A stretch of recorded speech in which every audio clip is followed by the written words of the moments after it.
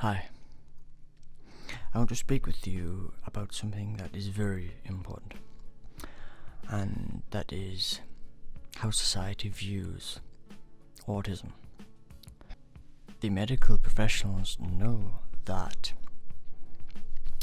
it is a physical disorder that affects you mentally.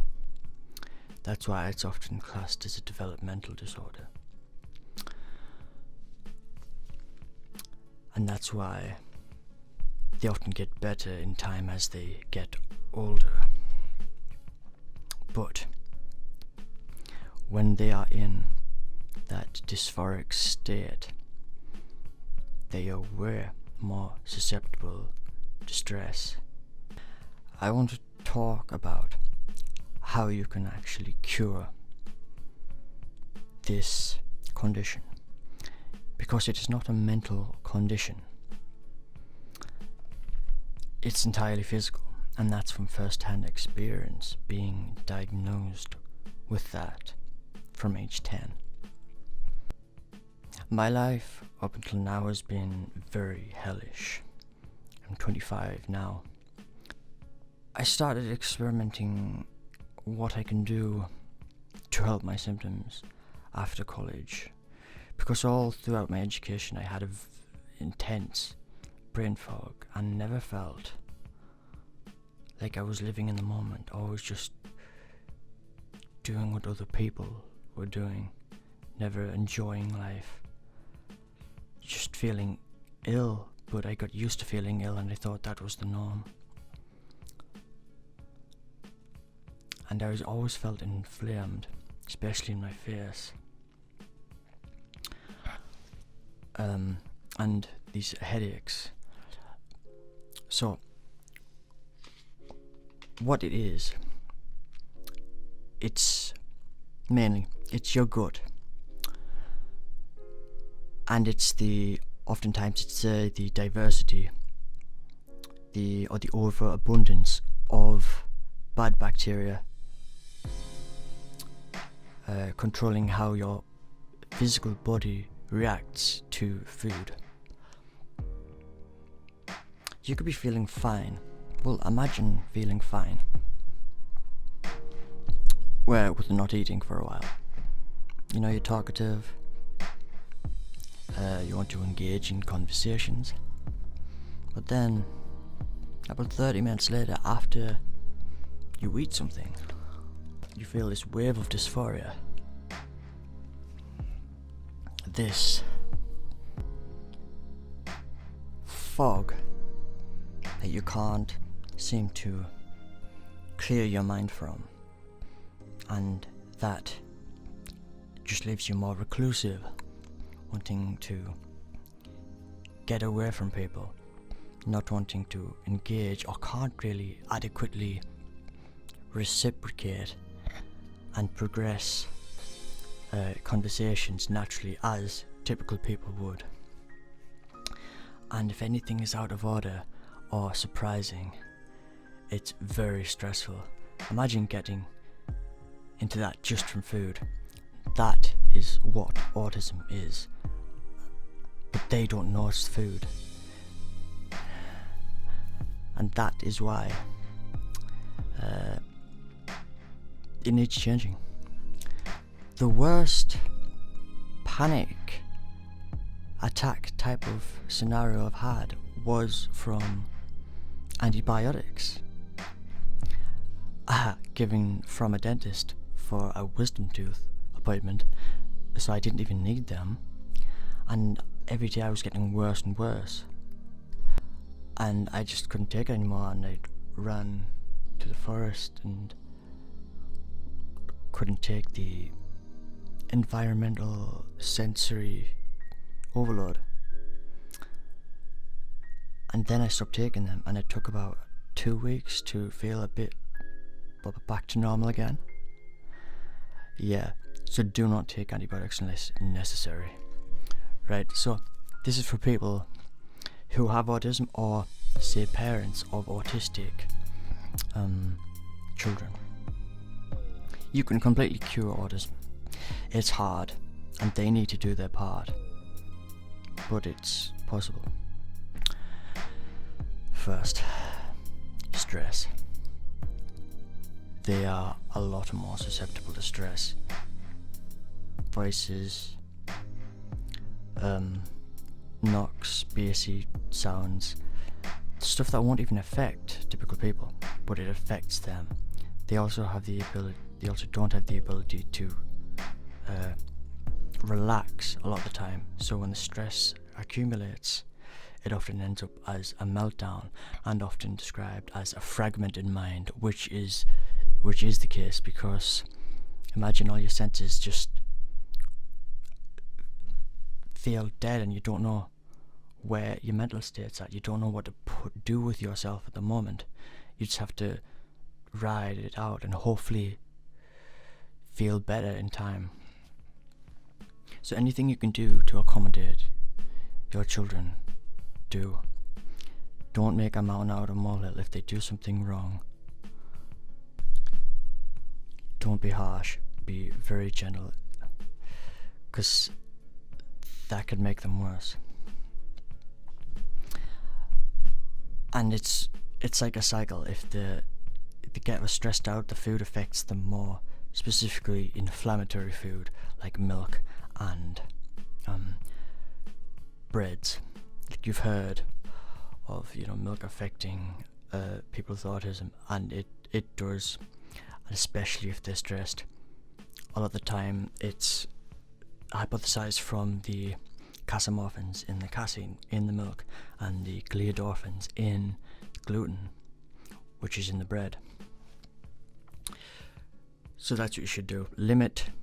Initially limit milk and gluten, and maybe try a different type of milk if you don't want to limit it. Maybe A2 milk, because that is less inflammatory, containing I think lysine instead of histidine in the amino chain, and or goat milk, which is naturally A2. But this is all to help build up a stronger immune system, which they never were able to because of the constant stress they were under. Once they have a good immune system, a good gut, a healthy physical body, they should be able to eat anything, and it not affect them. But they have to feel happy and content in the moment, and a lot of them don't. A lot of them feel stressed constantly. Like me, I was under chronic stress and I didn't even realise it, and it was affecting me so badly. A lot of them turns into, like, imagine the stress creating low stomach acid, and them not wanting to eat, but they have to because they're starving and eating, and the low stomach acid allowing more undigested food to pass through the digestive tract, causing dysbiosis or also SIBO, and that could cause salicylate intolerance, which is quite a common problem with autistic individuals. They get a flushed face and flushed up, really beetroot red ears, and it is hellish. I have had this for a while for years before I cured it. It is awful. It's like a panic attack mixed with suicidal thoughts, and everything around you feels dead, all your senses, and you can't escape, and you just have to ride it out for hours. It is awful. And if that is your case, if your kid has that, you might not even know. If you give them something and they are crying and they get flushed in the face and have red ears, they could be suffering from that. Oftentimes it's only temporary, but what you have to do is switch to a low salicylate diet, while also trying to avoid said milk and wheat, gluten. And then do that for a while, then you should be able to move to higher phenolic foods. And environment. They have to feel comfortable, and they have to feel loved. It doesn't matter if you love them. they have to be able to perceive the love. If they don't, then they could think, oh, you hate them because of the constant shock of being told off or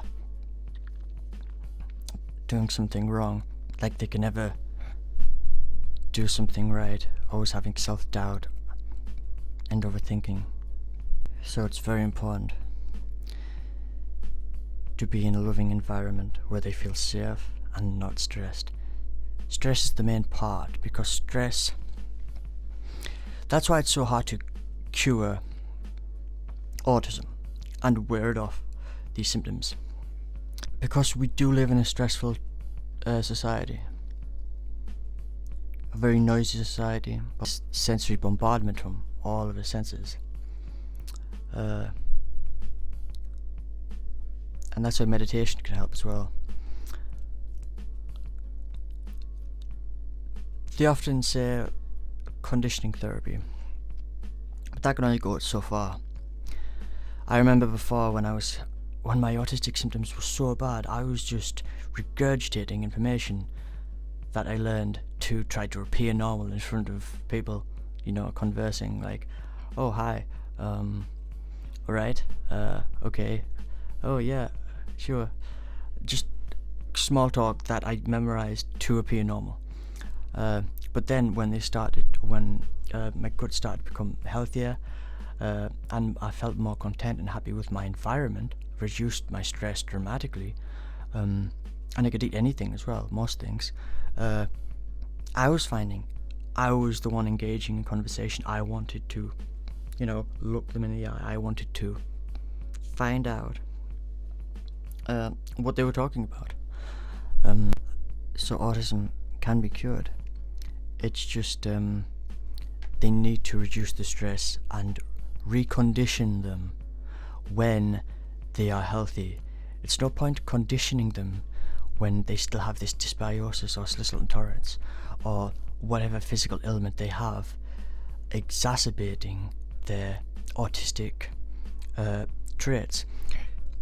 Like avoid sugar, especially. I lived on sugar as a kid, and that's when I had my worst autistic symptoms. I needed everything in order. If anything was out of order, I knew instantly, and I put it back. And my parents knew this, and stuff like that. I was very habitual. I span around. I knocked on the door. But all this subsided. Eating less sugar. So it's important to have a varied diet. And oftentimes, because of the sensory overload, they find textures and tastes very offensive. So they end up being very picky eaters. And they have to be comfortable first before they try new things. And that's why I was a very picky eater. But now I love trying new foods. I think once you reduce the stress and they feel less stressed, they're in a loving environment, they will naturally want to seek new foods and engage in conversations.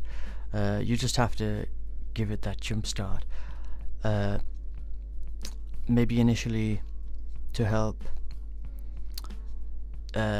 beat in HCl, which is to help up your stomach acid when they have a meal. That is what actually basically cured my salicylate intolerance. I took that as well as some digestive enzymes, but that was the main key, beat in HCl. But that's the main thing, stress. They have to reduce stress and be happy. It's their part as well. They have to put in some work, because they have to recondition themselves to realize it's okay, I'm not in that dysphoric state anymore, I'm happy. It's almost triggering PTSD symptoms in them. A lot of them end up with misophonic tendencies to specific voices, and oftentimes the prosody in words. Say how you talk is they are more formal, like laid back, you know, because they find it hard to formulate sentences, so they take their time and try to just articulate their words. And that is how you cure this physical condition known as autism. And that's why it's on a spectrum. It's basically how bad is your gut, because that causes inflammation in the face. You'll probably see it after a meal, probably more swollen, slightly more red, causes inflammation in the brain. That's what gives you the brain fog and the autistic traits. So that is what you have to do if you're autistic or are parents of an autistic child. And that, because life is amazing, but when you feel that ill, you can't picture a brighter time. You don't have the foresight to realize that better times are coming. And that's why oftentimes the suicide rate in people with this condition is very high, and it needs to be stopped. And they need to realize that this is a condition that can get dramatically better and even cured completely once you cure your gut, because there'll be no more inflammation. So you could think of autism as being in a constant state of inflammation, and depending on the severity of the inflammation, it affects the autistic symptoms on the spectrum. You could almost think of autism as being like about 30%, as inflamed as, full-blown salicylate intolerance, but it's constant. And because, you need to eat food every day, it's hard for them to experience a different perception of their reality and actually get help. That's why, maybe if they're at an appropriate age or they want to do it, start with a water fast for a few days, and then just bringing in just pure clean fruit, and maybe actually low salicylate fruit like bananas and peeled pears.